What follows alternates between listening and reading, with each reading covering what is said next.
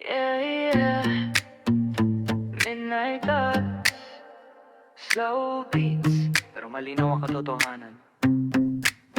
Huwag mo nang i-gaslight ang sarili mo kapag sinabi niyang busy lang ako.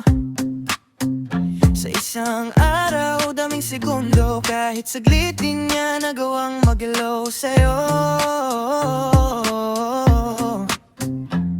Walang oras, pero online, di ka nga man lang na-replyan. Pinakita niya sa'yo ang tunay na plano. Sa buhay niya wala kang espasyo, kasi ang taong gusto ka talaga gagawa at gagawa ng paraan.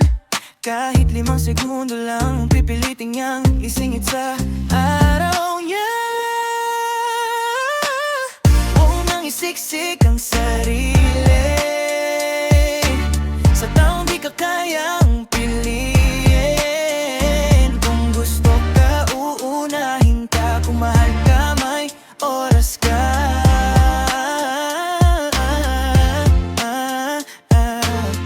Di ka extra sa eksena, di ka kailangan ng pilitan. Kung di ka niya prioridad, bitaw na, iligtas ang sarili. Real talk, hindi ka second choice, hindi ka soundtrack na nakamute ang voice. Kung gusto kanyang makasama, hindi dahilan ang busy sa drama. Ilang minuto ba ang kailangan para sabihing okay ka lang?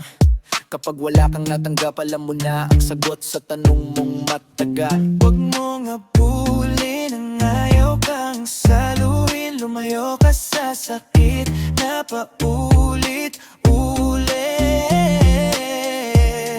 Mas malagang piliin ang sarili.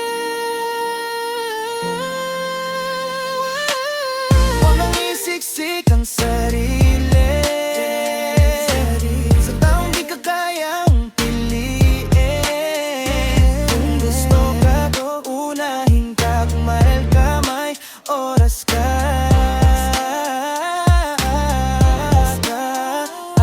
Bitaw na at hayaang may darating na hindi ka tatanungin kung important ka, dahil ipapadama niya araw-araw.